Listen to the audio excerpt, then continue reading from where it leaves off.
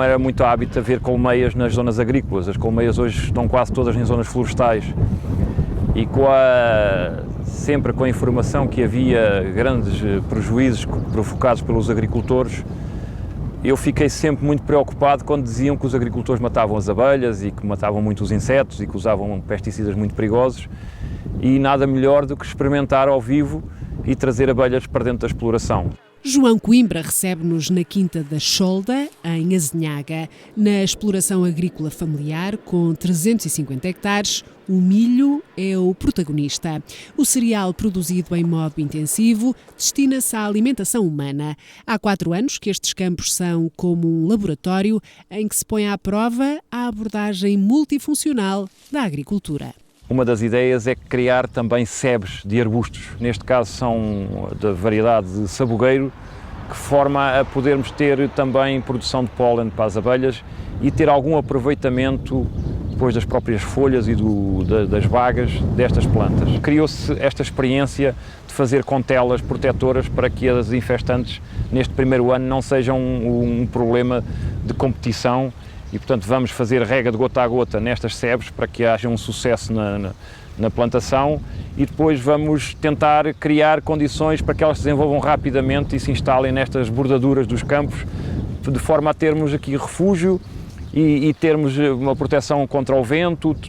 Toda esta forma vão ser plantadas também árvores para que se possa criar aqui mais árvores à volta da exploração, para termos também esses abrigos que são tão necessários, pois esta zona tem muito poucas árvores e na maioria dos casos há falta de árvores para esse tipo de apoios e abrigos para a fauna.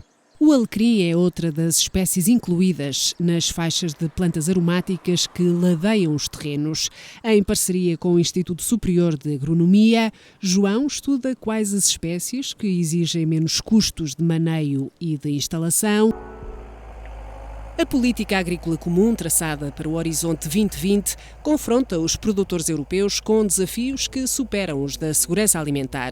É preciso adotar práticas de ação climática e saber gerir os recursos naturais de forma mais equilibrada. Mas será que os agricultores conhecem as vantagens de tornar o espaço mais rico e diverso, o que colhem a médio e longo prazo? À semelhança dos pivôs de rega, também os painéis solares começam a ser um elemento comum nos campos do Ribatejo.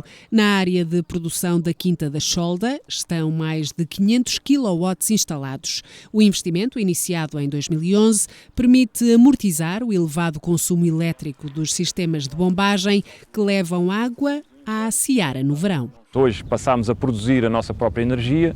Estamos a injetar normalmente, todo o ano estamos a injetar na rede, mesmo na altura que não é preciso, que é o caso do inverno, e depois vamos buscar no verão essa quantidade de energia à rede e somos hoje autossuficientes em valor, em quantidade produzida, porque estamos todo o ano a produzir e só estamos a consumir cerca de 3, 4 meses. Há 4 anos que as boas práticas agrícolas diversificam a paisagem monocultural. São disso exemplo os charcos, habitados por espécies ameaçadas de anfíbios, e as caixas ninho para morcegos.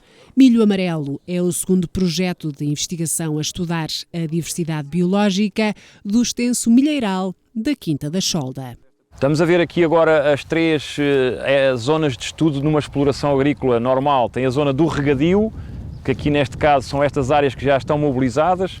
Neste caso temos a faixa, a banda herbada, que é uma zona de interface entre o regadio e o sequeiro, e depois temos a cultura de sequeiro tradicional, será a zona de refúgio para que as espécies tenham capacidade de se poder refugiar quando estão os campos limpos, que agora se vai fazer a implementação das culturas, vai-se fazer a implantação das culturas de milho, vamos semear agora o milho e, portanto, toda a fauna pode se refugiar na zona do sequeiro.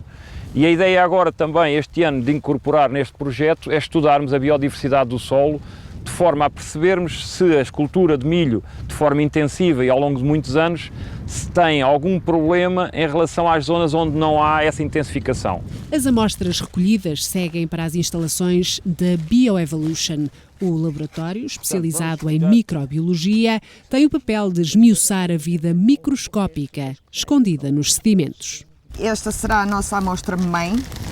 Será ela que nos vai dizer O que é que, em termos de biodiversidade, esta terra, estes bocados têm? Não só em termos também de tudo quanto é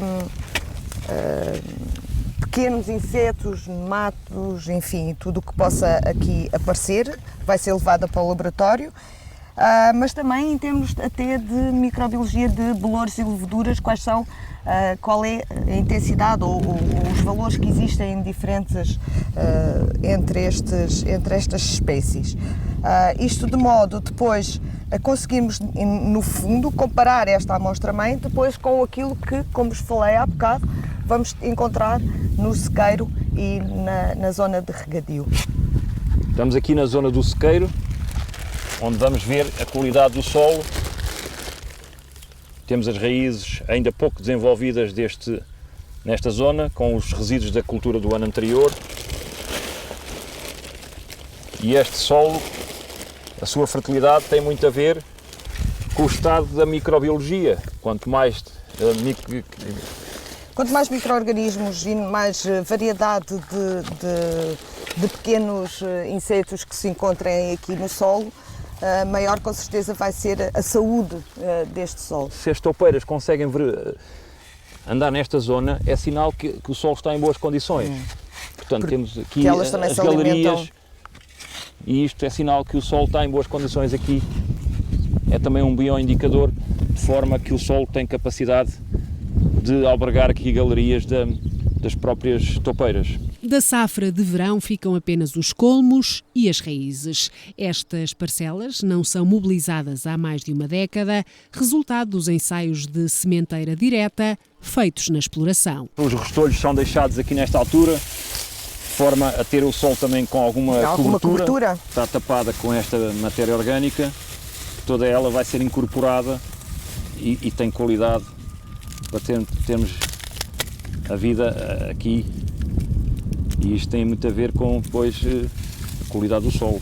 Se o solo tiver boas condições... E até a integração própria e a manutenção... Isto é a parte dos canolhos do ano passado do milho, todas estas plantas velhas, que têm também elas próprias vida e estão-se a decompor e agora vão ser alimento para as próximas culturas. A cultura do milho ocupa os terrenos durante 5 meses. O resto do ano fica por conta de plantas espontâneas como o saramago e o dente de leão. João Coimbra quer descobrir que interações têm estas espécies na estrutura do solo nos 7 meses de repouso. Estamos a chegar ao fim do período de inverno e é isto que pretendemos. É um solo completamente tapado, sem o solo à vista, de forma que quando chove não haja destruição da estrutura do solo. Nós temos todas estas plantas que estão aqui a fazer este revestimento, as suas raízes estão hoje a trabalhar e a ajudar o solo a ser estruturado e ser arejado, e eles é que vão preparar a próxima campanha, porque ajudam-nos a fazer a própria mobilização natural do solo. A reforma da PAC, proposta em 2011, reconhece a importância de iniciativas como a que acabamos de conhecer. Projetos em que a competitividade do setor agrícola surge associada a tecnologias limpas e à inovação num contexto de alterações climáticas. Mas as associações de agricultores consideram que as regras impostas pela Comissão Europeia não se adaptam à realidade nacional. O greening são medidas que visam incentivar os agricultores a diversificar as culturas nas explorações agrícolas. Portanto, basicamente, o que incentivam é que o agricultor faça mais que uma cultura para que haja mais que uma ocupação do terreno na exploração agrícola. São medidas que neste momento ainda levantam algumas dúvidas, porque foram orientações dadas por Bruxelas e para todo o espaço europeu, e parece-nos que em alguns casos podem não ter ou podem não vir a ter o efeito benéfico para o ambiente que teve na gênese da sua criação. Temos que criar formas de adaptar estas regras que têm algum interesse ambiental e agrícola, mas devemos adaptá-las ao clima português, a este clima mediterrâneo que não tem nada a ver com o norte da Europa, e sendo uma regra que é igual para todos, muitas vezes pode não ter interesse nenhum ambiental. Ora, Portugal não tem riscos de continuidade, nós somos um país muito biodiverso, muito heterogéneo, culturas muito diversas, Mas há zonas do país onde há alguma especialização, que é o caso aqui da zona da Golgã, onde é preocupante as opções que estão a ser tomadas, porque estamos em vias de ir abandonar algumas terras de altíssima qualidade devido a regras que não nos parecem que sejam as mais justas e tecnicamente são mais difíceis de alguns agricultores se adaptarem a elas. Até porque não prevêem a manutenção de alguns espaços ecológicos que consideramos importantes e, por outro lado, obrigam os agricultores a deixar de fazer culturas que são importantes para a viabilidade das explorações agrícolas. A alternativa que nós propomos é exatamente este tipo de abordagem, uma abordagem onde o agricultor deixa partes da sua exploração de áreas confinantes à sua agricultura e pode ter equivalência com as culturas que pode produzir no inverno e as culturas de primavera e assim considerar uma rotação que é feita ao longo de todo o ano e não só durante o verão, porque durante o verão provavelmente grande área destas zonas mais especialistas têm a mesma cultura. Mas queremos que todo o ano que seja analisado e que se verifique que a agricultura da exploração, ela própria já é diversa ao longo do ano.